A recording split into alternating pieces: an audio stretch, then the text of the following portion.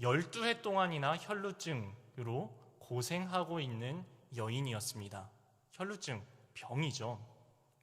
자기가 무슨 어떤 걸 해서 그렇게 된 게 아니라 질병입니다. 세균이거나 또는 바이러스거나 질병입니다. 그런데 오늘날까지 과학이 발전하고 의학이 발전해서 저거는 저 사람이 무슨 저주를 받은 게 아니라 병이야. 세균이거나 바이러스거나 저거는 약으로 잘 치료하면 나을 수 있는 병이야 라고 과학이 발전한 지금도요, 어떤 병들은 이렇게 공개적으로 이야기하기를 부끄러워하는 병들이 이 2022년에도 있습니다. 예를 들어서 남자분들 비뇨기과의 어떤 병들, 여자분들 산부인과의 어떤 병들, 내 잘못 아닌데 그냥 병인데 말하기 꺼려 하시는 것들이 지금도 2022년에도 있습니다. 제 기억에 20, 30년 전에는 훨씬 심했습니다. 그러니 2000년 전에는 오죽했겠습니까? 이 시절에는 그게 하나님의 저주다. 저 사람은 병자가 아니라 저주받은 죄인이다 라고 정죄함까지 같이 받는 시절이었습니다. 더럽다고, 더러운 여자라고 손가락질까지 당해야만 하는 그 시절이니 얼마나 아픈 것 자체만으로도 괴로운데 누구에게도 위로받지 않는 부끄러움까지 지고 살아야 하는 이 여인의 마음이 얼마나 상처를 많이 받았을까요? 이 여인이 고칠 수만 있다면, 이 병을 고칠 수만 있다면 할 수 있는 것을 다 했습니다. 할 수 있는 것을 다 했습니다. 마가복음 5장 26절 이와 병행 구절에 보면은 많은 괴로움을 가졌고 가진 걸 다 허비했지만 아무 효험이 없고 도리어 더 중하여졌다라고 기록이 되어 있습니다. 조금 실력 있는 의사다 하면 다 찾아가 본 겁니다. 그럼 의사가 이랬겠죠. 이거 고칠 수는 있는데 돈이 많이 들어. 그러면 아니 병만 나을 수 있으면 돈이 문제입니까? 돈을 바리바리 싸들고 와서 드립니다. 안 나아요. 가서 의사를 붙잡고 이야기하는 거죠. 안 낫습니다. 어떻게 하면 나을 수 있습니까? 못 낫게 할 거면 돈이라도 환불해 주세요. 돈을 환불해 줬을까요? 그럴 리가 없죠. 깊은 절망감을 가지고 그 다음 의사에게 갑니다. 제발 저의 이 병을 고칠 수 있습니까? 고쳐만 주세요. 뭐라도 하겠습니다. 이 병을 고치려면 돈이 많이 드는데 제가 얼마라도 드릴 테니까. 이런 희망과 절망이 여러 차례 반복이 됩니다. 그래서 가지고 있던 자산을 전부 탕진하고 차라리 아무런 기대를 안 하면 괜찮은데 기대는 이만큼 했는데 항상 결과는 절망이었습니다. 많은 괴로움을 가지고 가진 걸 다 허비했으되 아무 효험이 없고 도리어 더 중하여진지라. 이것이 오늘 말씀에 나타난 이 혈루병에 괴로워했던 여인의 상황이었습니다. 그리고 이와 똑같은 절망감이 바로 이 유 전도사님에게도 찾아온 겁니다. 이 딸을 어떻게 하면 변화시킬까 하는 마음에 이 아이를 이렇게 끌고 가려고 하는 겁니다. 어디로? 교회로 끌고 가려고 하는 겁니다. 야, 딸내미야, 같이 우리 교회 가자. 싫은데요. 당연히 싫겠죠. 야, 가자. 백화점에 가서 내가 옷 사줄게. 야, 신상 예쁜 거 나왔더라. 백화점에 가서 옷 사줄 테니까 가자. 교회도 가고 큐티도 하자. 이 딸아이가 큐티도 싫고 교회도 싫지만 옷은 좋아서 한 번, 두 번 큐티를 하다가 이제 큐티가 어느 정도 몸에 익는 겁니다. 이렇게 아이가 고백을 합니다. 저 이제 담배 끊겠습니다. 금연 학교도 다니겠습니다. 저 지금까지 공부 완전 손 놓고 있었는데 공부도 열심히 하겠습니다. 저 이제 큐티도 열심히 할게요. 과연 이 아이가 그렇게 자신에게 적용한 것을 한동안 잘 지킵니다. 한동안 잘 지켜요. 그래서 중학교를 졸업할 때에는 졸업식 단상 위에 올라가서 진보상장을 받습니다. 그리고 인문계 고등학교에 진학을 합니다. 이 이야기 들으니까 아시겠죠? 이 아이가 중학생 때부터 벌써 그런 거예요. 네. 그런데 이 쓴뿌리가 쉽게 끊어지지가 않는 겁니다. 쓴뿌리가 자꾸 되풀이가 되는 겁니다. 잠깐 이 아이가 이렇게 신앙의 진보를 보이는 것 같다가 어느 순간에 확 또 뒤로 밀리는 겁니다. 얼마나 안타깝습니까? 사치를 끊지 못합니다. 아주 어렸을 때부터 엄마 손 붙잡고 맛을 봤던 그 사치의 맛을 끊지를 못합니다. 그리고 어느 순간 깊은 우울증이 찾아와서 이 아이가 정신과 치료까지 받게 됩니다. 이 어린아이가 큐티도 관두겠다 합니다. 학교도 관두겠다 합니다. 학교도 안 나갑니다. 끊었다고 하는 그 담배 다시 피기 시작합니다. 술을 마시기 시작합니다. 심지어는 자살 기도를 합니다. 이거 어떡합니까? 어떻게 합니까?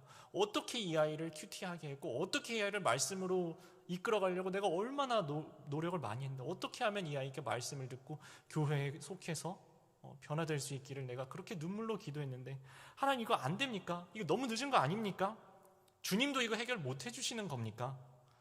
주님께 원망과 어쩌면 비웃음까지 나올 수 있는 그런 상황이 아닙니까? 오늘 이 말씀에서 이런 적용 질문 드립니다.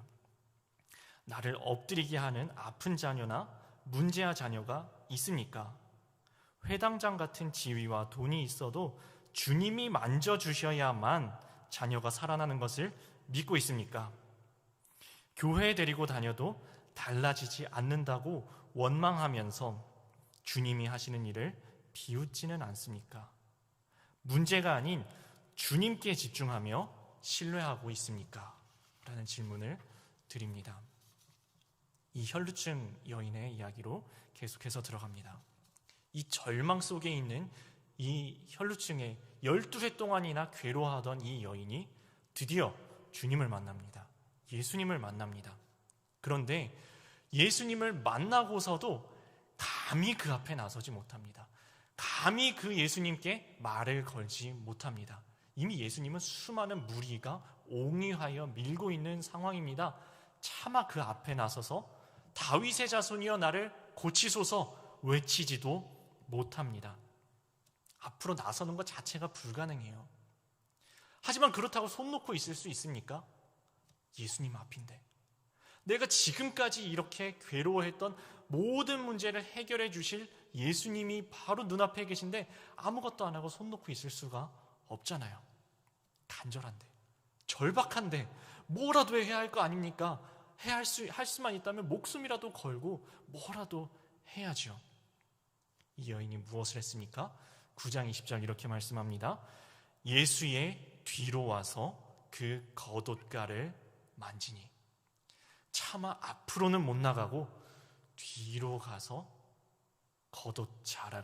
옷자락을 붙잡습니다. 옷자락을 만집니다. 그 목적이 21절에 이렇게 기록이 되어 있습니다. 겉옷만 만져도 구원을 받으리라. 주의 옷자락만 붙잡아도, 주 예수의 옷자락만 붙잡아도 구원을 얻으리라. 이것이 이 여인의 목적이었습니다. 자, 이 목적 다시 한번 말씀드립니다. 이 옷자락만 잡아도 병이 나으리라가 아니고 이 옷자락만 잡아도 구원을 얻으리라입니다. 저는 이 말씀 앞에서 저의 죄가 보여지고 저의 민낯이 보여졌습니다. 지금 이 여인은 괴로움과 부끄러움 속에서 이와 같은 절박함을 가지고 목숨 걸고 주님밖에 없다고, 예수님밖에 없다고, 다른 어떤 것도 소용없고 오직 주님만이 나에게 참된 구원을 주실 수 있다고, 그 옷자락만 잡아도 구원을 얻으리라 라는 믿음으로 나아가서 주의 옷자락을 꽉 붙잡습니다. 거기에 손을 댑니다. 주님밖에 없습니다. 나의 절박함으로, 간절한 마음으로 주님을 붙잡고 앙모하는 이 여인의 간절한 마음이 나에게 있는가? 없는 겁니다. 그래서 제가 이 강단에 올라오면서 하나님, 저에게 이런 간절함이 없습니다. 이런 애통하는 마음이 없습니다. 주님, 저에게 주를 향한, 주님만이 주실 수 있는 주의 구원을 앙망하는 마음을 부어주소서. 저에게도 이와 같은 간절함을 부어주소서. 주여, 저의 간절함이 없사오니 주여 저를 불쌍히 여기소서 하는 마음으로, 저도 주님께 기도하는 마음으로 지금 이 자리에 섰습니다. 저도 이런 마음이 없음을 이 말씀 앞에 깨닫고 겸손히 고백하고 회개할 수밖에 없었습니다. 이 간절한 믿음으로 주의 옷자락만 잡아도 내가 구원을 받으리라. 간절한 믿음으로 주의 옷자락을 붙잡는 이 여인에 대한 주님의 응답이 22절에 이렇게 나와 있습니다. 딸아 안심하라. 너의 믿음이 너를 구원하였다 하시니 여자가 즉시 구원을 받으니라. 예수님을 만난 이 여인은 단순히 자신의 문제만 해결되지 않았습니다. 물론 이 여인의 문제가 엄청나게 컸습니다. 엄청나게 이 여인을 괴롭힌 문제였습니다. 그리고 이 문제도 해결됐습니다. 그런데 오늘 말씀은 거기에 주목하고 있지 않습니다. 그 여자가 즉시 구원을 받으니라. 일시적으로 이 병이 나아도 때가 되면 결국은 주님의 부르심을 받아서 죽을 수밖에 없습니다. 죽은 나사로를 살려놔 봤자 이 죽은 나사로가 1000년을 살지 못합니다. 이 혈루증 걸렸던 이 여인을 고쳐준다 한들 1000년 만년을 살지 못합니다. 결국 이 육신은 무덤으로 들어가야 합니다. 우리가 안심할 수 있는 것은 구원밖에 없습니다. 우리가 원하는 것 또한 구원이어야 합니다. 믿음으로 구원을 얻어야 합니다. 믿음으로 얻는 구원, 이것이 우리의 소망입니다. 이 고통과 수치 가운데서도 믿음으로 오직 구원을 간절히 원하는 모습이 이 유전도사님에게도 이렇게 나타납니다. 아까 그랬죠? 이 딸이 정신을 차린 듯 하다가 다시 쓴뿌리가 그렇게 올라와가지고 온갖 비행을 다시 저지르기 시작했다고요. 그래서 이 유전도사님은 다시 또 계속해서 학교에 불려다니면서 고개를 조아려야만 하는 겁니다. 여러분 같으면 이 상황에서 어떻겠습니까? 다른 학부모에게, 선생님들에게 계속 불려가서 고개를 조아려야만 하는 이 상황, 염치가 없어서 아무 말도 못할 것 같지 않습니까? 저라면 그럴 것 같습니다. 그런데 이 유전도사님은 그 학교에 불려가셔서 전도를 하십니다. 선생님들한테 복음을 전하십니다. 아니, 우리 딸이 잘못해가지고 학교에 불려왔는데 그 기회조차도 구원을 위한 복음 전파하는 기회로 사용하고 계신 겁니다. 아니, 내 코가 석잔데, 내 문제가 이렇게 산더미 같은데 내 문제만 해결해 주십시오, 이 상황만 바꿔주십시오가 아니라 주님, 이 기회도 구원의 사건을 만들어 가시는 주님의 기회로 사용하여 주옵소서 하고 이 말씀을 담대하게 복음을 전파하는 이 유전도사님 앞에 안 그럴 것 같죠? 이 학교 선생님들이 문제 학생 엄마가 하는 말 안 들을 것 같은데 들으시는 겁니다. 복음이 전파돼서 무용지물이 될 것 같은데 복음의 씨앗이 심겨져서 30배, 60배, 100배 결실을 하는 겁니다. 아니, 이 선생님들을 모아놓고 큐티 반을 만들어서 큐티 모임을 이 문제 학생 엄마로 불려간 학부모가, 유전도사님이 큐티 모임을 인도하게 되시는 겁니다. 참 놀라운 일 아닙니까? 그 와중에 엄마는 이렇게 이 모든 사건을 구원을 위한 재료로 빚어가는 주님의 손 꼭 붙잡고 같이 동행하는 이 와중에도 이 딸은 여전히 방황을 하고 있습니다. 여전히 친구를 때리고 심지어는 본드 흡입을 합니다. 남자친구 만나고 돌아다닙니다. 하지만 그 딸에게 조금씩 변화의 조짐이 보이기 시작합니다. 어느 순간 이 아이가 나 이제 공부하겠다 합니다. 나 지금부터라도 공부할게요. 저 학원 보내주세요. 저 큐티도 할게요.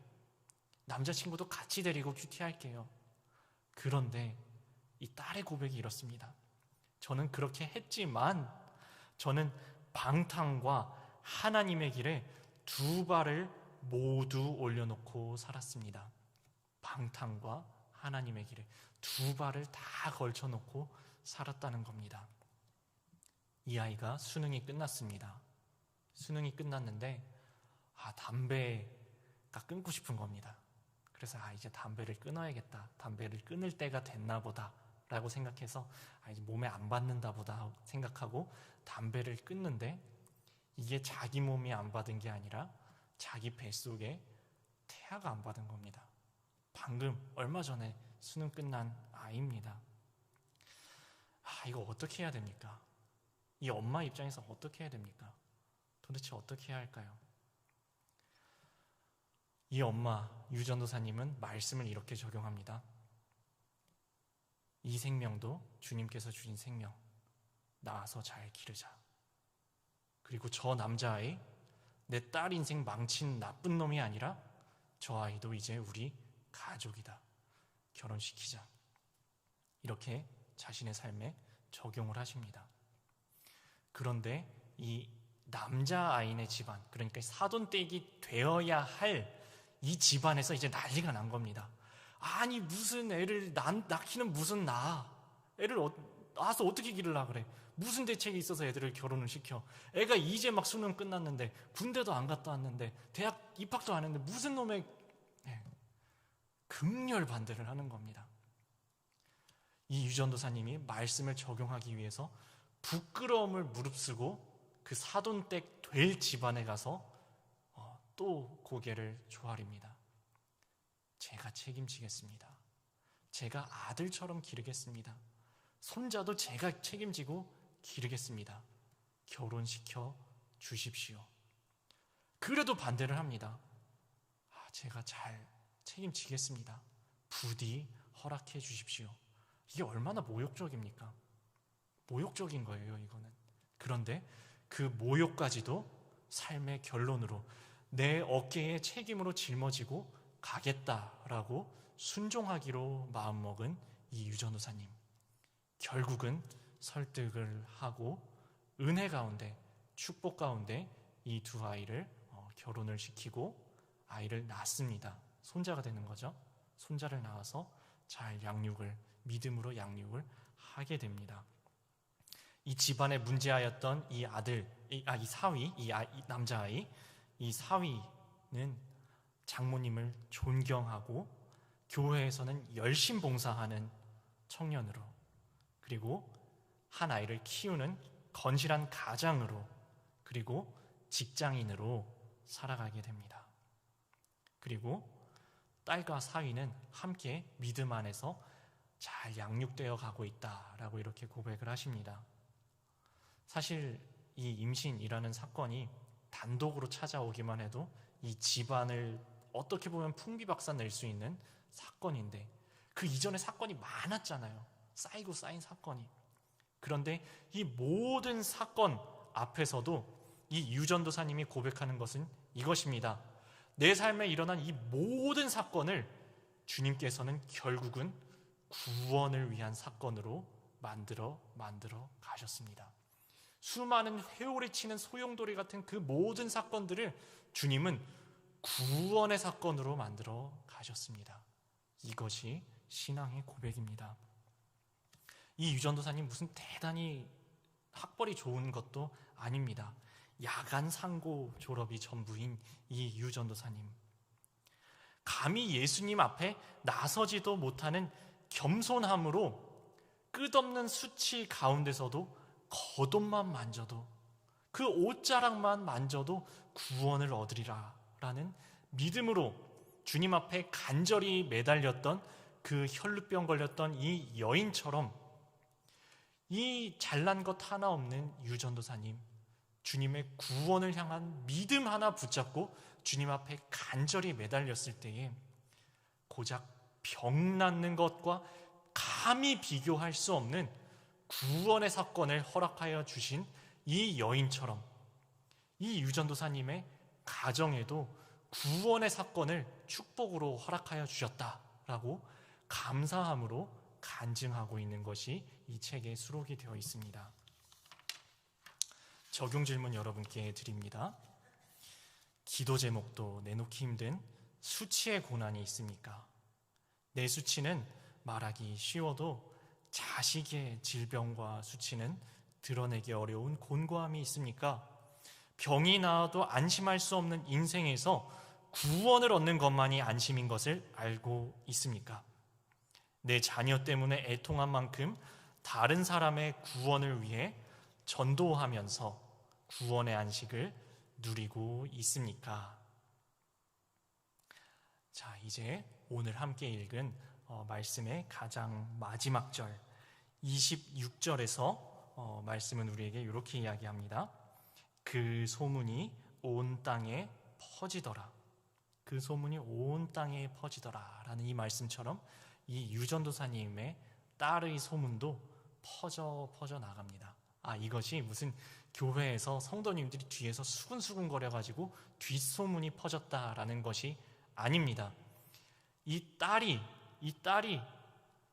공동체 앞에서 자발적으로 저의 죄를 고백합니다. 제가 아직도 끊어내지 못한 죄가 있습니다. 저를 위하여서 부디 기도해 주십시오. 저를 위하여 중보기도해 주십시오. 라고 공동체의 기도를 적극적으로 요청한 것입니다. 저를 위해 제발 기도해 주십시오. 제가 아이를 낳고 나서도 산후우울증이 저를 찾아옵니다. 제가 담배를 끊은 줄 알았는데 다시 피웁니다. 제가 옷을 쇼핑하는 사치를 끊은 줄 알았는데 여전히 사치의 쓴뿌리가 끊어지지가 않습니다. 부디 저를 위하여서 여러분 잠깐이라도 기도해 주십시오 라고 이 딸이 자발적으로 나서서 하나님의 구원을 간절히 사모하는 신앙으로 발전해 나갔다라는 것입니다. 적용 질문 드립니다.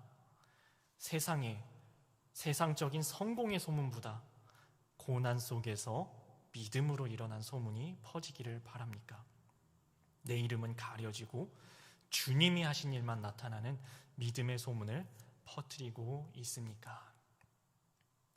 네, 오늘 이 책의 182쪽에는 우리들 묵상과 적용이라는 것이 나와 있는데요. 제가 여러분에게 읽어드리고 싶습니다. 13여 년 전에 영국에서 한국에 온 지 얼마 되지 않아 의사도 진단할 수 없는 여러 가지 신체 증상을 겪기 시작했습니다. 여러 병원에 가서 검사하고 증상을 말했지만 의사들은 스트레스 때문인 것 같다고 말했고 저는 그것을 믿으려 하지 않았습니다. 분명히 뭔가 심각한 문제가 있는데 의사들이 능력이 부족해서 찾아내지 못하는 거야 라며 아내에게 불평했습니다. 이런 일이 반복되니 아내도 점점 스트레스를 받아 서로 화를 내고 싸우게 되었습니다. 그 후 1년이 지나 건강검진을 했는데 소변에서 피가 나왔고 초기 신장병 증세라는 진단이 나왔습니다. 30대 중반의 나이에 만성 전립선염 진단을 받았고 과민성 대장증후군과 섬유 근육통 증세를 겪게 되었습니다. 거기다 허리와 무릎까지 아프니 절망이 되었습니다. 젊은 나이에 이런 증상을 겪는 것이 인정되지 않아 하나님을 원망했습니다. 그리고 주님께 간절히 기도하기보다는 유사요법과 같은 여러 세상적인 치료법을 찾았습니다. 그러나 혈루증을 앓던 여인처럼 돈과 시간만 낭비할 뿐 모두 도움이 되지 않았습니다. 오늘 본문의 혈루증 앓던 여인이 예수님의 겉옷만 만져도 구원받을 것이라 믿은 것처럼 저도 주께 나아가야 했습니다. 10대 후반부터 저는 낮은 자존감에서 벗어나고자 건강을 우상으로 삼고 보디빌딩에 집착했습니다.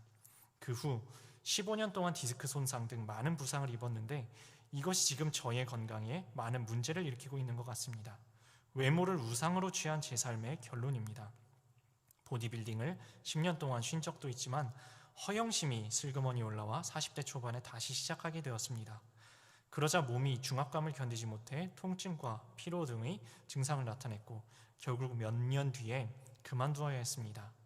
그 후에도 여러 번 보디빌딩을 다시 해보려 했지만 그때마다 같은 증상을 겪었습니다.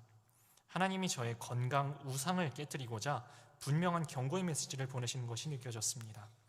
건강까지도 주께 맡기기를 원하신다는 것을 깨달았습니다. 저는 걱정과 불안을 달고 삽니다. 오랫동안 걱정과 스트레스를 받는 것이 습관화되다 보니 이제는 스트레스를 받아도 저 자신이 스트레스를 받는 것조차 인식하지 못합니다. 이런 걱정과 불안도 주님을 신뢰하지 못해 생기는 것이기에 이 또한 죄임을 알게 되었습니다. 오늘 본문에 나온 관리처럼 저도 주님 앞에 무릎을 꿇고자 합니다. 주님이 저의 손을 잡아주심으로 잠자고 있는 저의 믿음이 깨어 일어나기를 기도합니다. 라고 적용하셨습니다. 오늘 말씀 어떻게 받아들이셨습니까? 이것이 그저 책 속에 있는 2000년 전의 한 여인, 그리고 책에 소개된 어떤 전도사님의 이야기가 아니라 그것을 넘어서 지금도 우리 가운데 찾아오시는 주님의 말씀으로 이 앞에 우리 자신을, 나 자신을 말씀 앞에 세우고 우리의 민낯을 말씀을 통하여서 보고 우리 삶 속에 적용하시는 시간 되시기를 바랍니다. 함께 말씀 붙잡고 말씀으로 기도하시겠습니다.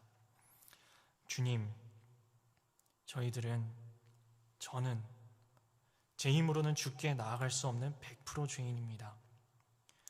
우리들의 삶에 아픔이 찾아와서라도 주님 앞에 엎드리게 하시는 것이, 그래서 간절하게 주님 붙잡게 하시는 것이 축복임을 믿습니다. 그럼에도 주님이 나의 기도에 지체하시는 것 같으면 불신하고 비웃는 믿음 없는 저희들을 주여 불쌍히 여겨 주시옵소서. 누구와도 비교할 수 없는 비참함과 부끄러움 속에서 주님의 겉옷만 만져도 낫겠다는 간절한 믿음을 가진 혈루증 여인을 봅니다. 그를 돌이켜보시고 구원하신 주님, 저희들의 간절한 기도도 결코 외면하지 않으실 줄을 저희가 믿습니다. 끝없는 고통과 수치 가운데에서 일어날 힘이 없을 때에도 저희가 주님을 꽉 붙잡게 하여 주시옵소서. 번영의 소문보다 십자가의 소문을 전하는 성도와 교회 되게 하여 주옵소서. 고통과 수치 속에서 나의 십자가를 지고 주님을 따르며 구원의 소문을 전파하는 저희들 다 되게 하여 주시옵소서. 감사드리며 예수님의 이름으로 기도드립니다. 아멘.